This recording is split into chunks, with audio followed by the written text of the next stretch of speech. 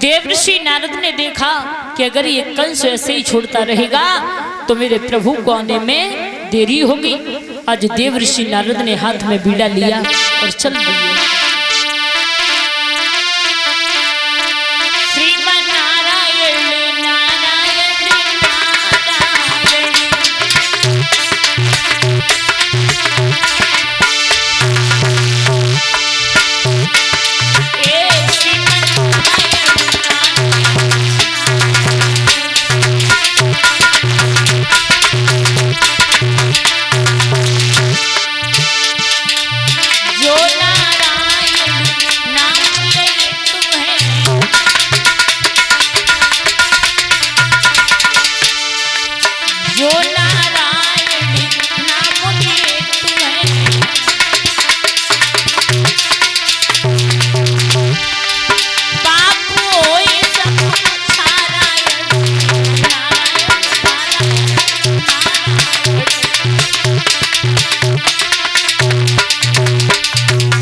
पहुंचे ही भोजराज कंस की सभा में। जब भोजराज कंस की सभा में पहुंचे, जैसे ही भोजराज कंस ने देवर्षि नारद को आता हुआ देखा, जवाब दिया है भोजराज कंस ने, देवर्षि नारद के चरणों में मेरा प्रणाम स्वीकार हो। नारद बोले हैं खुश रहिए। नारद बोले ओ भोजराज कंस, हाँ महाराज।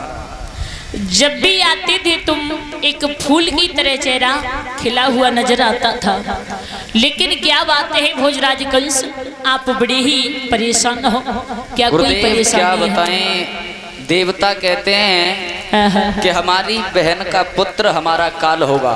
अच्छा, हाँ। तो आपकी जो देव की बहन थी उसकी शादी हो गई? हाँ महाराज। अच्छा, तो आपने फिर क्या किया, उसे छोड़ दिया या मार दिया देवकी को? छोड़ दिया, और उसके एक बेटा भी हुआ था, वो भी लौटा दिया। अच्छा अच्छा, तो पुत्र पैदा हुआ, आपने लौटा दिया? जी महाराज। अच्छी बात है, क्योंकि बाल हत्या करना महापाप है, बालक भगवान का स्वरूप होता है। अच्छा किया आपने। लेकिन कभी कभी भोजराज कंस तुम्हारी बुद्धि पर बड़ा तरस आता है मुझे, आप बड़े भोले भाले हो। क्योंकि भोजराज कंस, आप ये तुम्हारे जो हाथ में है, इससे आप जानते हो ये क्या चीज है? जी गुरुदेव, पुष्प है। अच्छा, हाँ। पुष्प है। हाँ। तो आप हमें बता सकते हो कि इसमें पंखड़ी कितनी है? इसमें हाँ, 1 2 3 4 5 6 7 8 है। जी। तो आप ऐसा कीजिए कि एक छोड़ दो, उसके बाद में गिनती करो। 1 2 3 4 5 6 7 8। अब उल्टी गिनती करो। 8 7 6 5 4 3 2 1। ये बता सकते हो कि कौन सी 8वीं और कौन सी पहली है? गुरुदेव, इसमें 8वीं पहली हो रही है और पहली 8वीं। अच्छा जी। तो हर पंखड़ी 8वीं हो रही है? जी गुरुदेव। तो ध्यान रख राजा कि अगर हर पंखड़ी 8वीं हो सकती है तो हर बालक तेरा काल हो सकता है। कंस ने देरी नहीं की, नंगे पैर भागने लगा। देव की उस बच्चे को खिला रही थी माताओं, गोदी से छीन लिया है, 3 चक्कर मारे, चट्टान से मार दिया। उस बच्चे की बोटी बोटी जमीन पर गिर पड़ी माताओं। जब मैया को मासूम बेटा और कोई इस प्रकार से मारे तो उस मैया के दिल पर क्या बीतेगी माताओं। देव की भबक भबक के रोने लगी।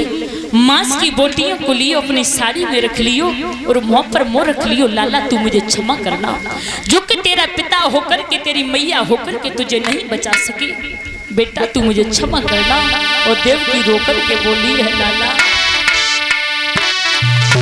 आरे मों पे मों धरी लियो और देवकी बिलकी पड़ी बहराई।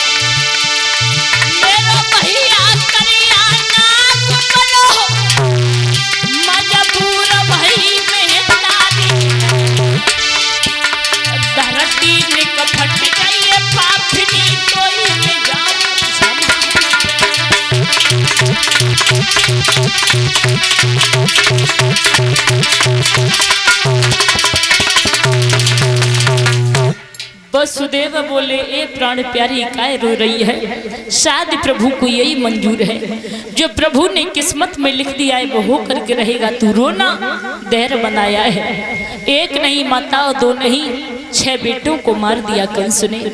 7वें गर्भ में बलराम जी आते हैं। योग माया ने खींच करके रोड़ी के गर्भ में प्रवेश कर दिया। 8वें गर्भ की बारी है। कंस के यहाँ पर पूरी तैयारी है। जहाँ 4 पहरेदार हैं वहाँ 8 लगा दिए, जहाँ 8 है वहाँ 16 लगा दिए, दूतियां लगा दी हैं। 6-6 दिन की सड़ी हुई रोटियां वसुदेव देवकी को देने लगा। मेरे भैया यज्ञशालाओं को तोड़वा दिया, मंदिरों को तोड़वा दिया।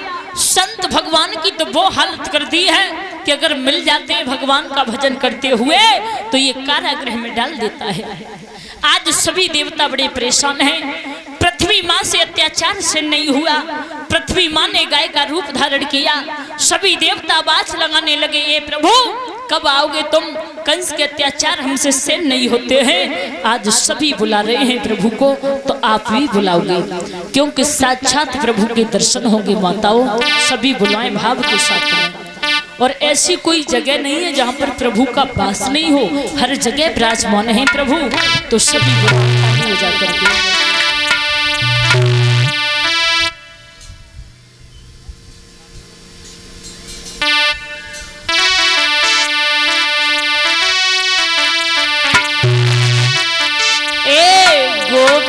चले आओ और गोपाल चले आओ, चले आओ, गोपाल चले आओ।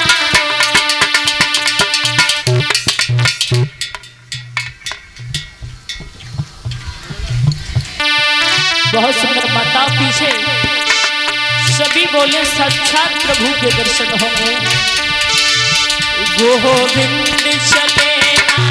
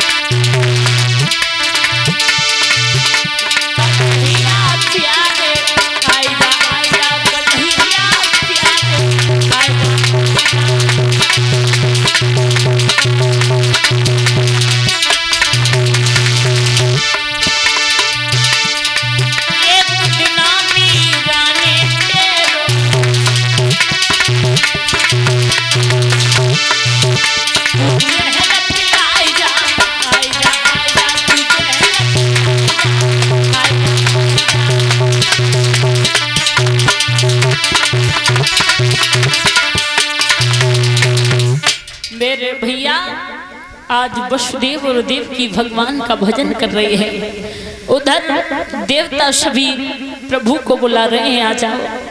आकाशवाणी हुई, हे पृथ्वी माँ तू रोना, हे देवताओं तुम रोना, मैं अवतार लेकर के कारागृह में आ रहा हूँ, चिंता न करो।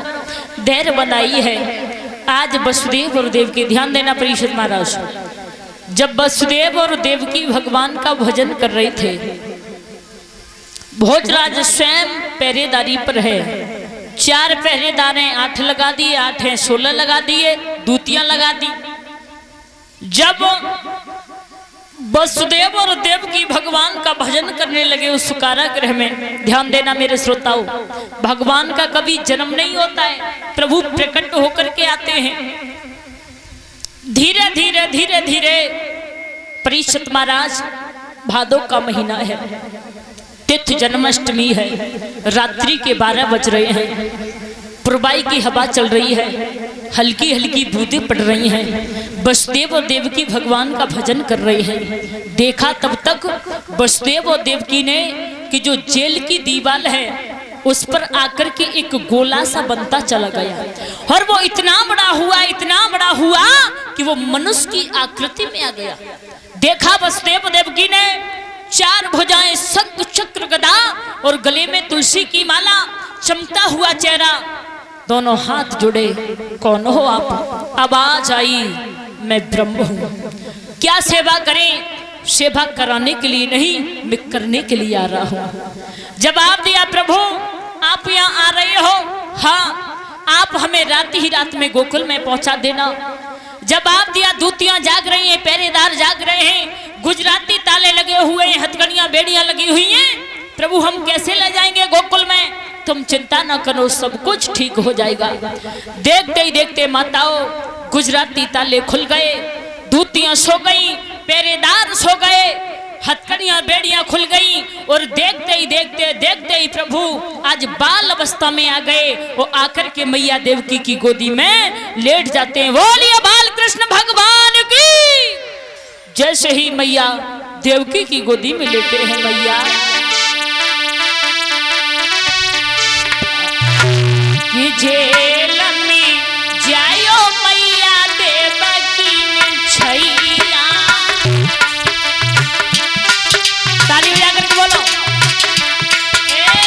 जेल में जायो मैया देवकी छैया, महीना भादों की रात छाई, काली सी रात ताले टूट गए। जेल में जायो मैया देवकी छैया।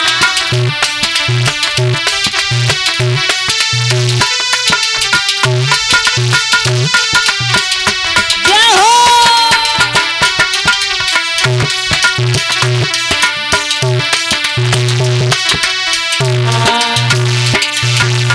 देवकी सोच रहे हैं, सोच रहे हैं वसुदेव देवकी, मन में एक सवाल,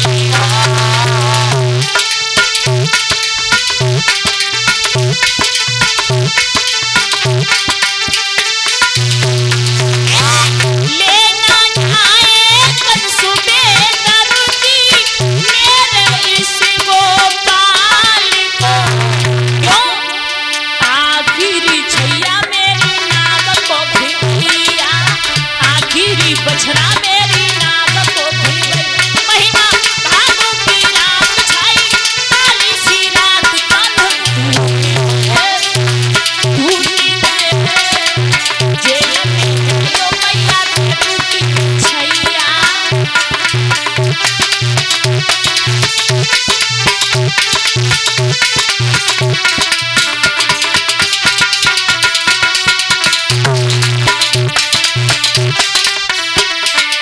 बोलिए बाल कृष्ण भगवान की। आज वसुदेव जी ने छपरिया में रख लिया है कन्हैया को, और लेकर के चले हैं मेरे प्रभु।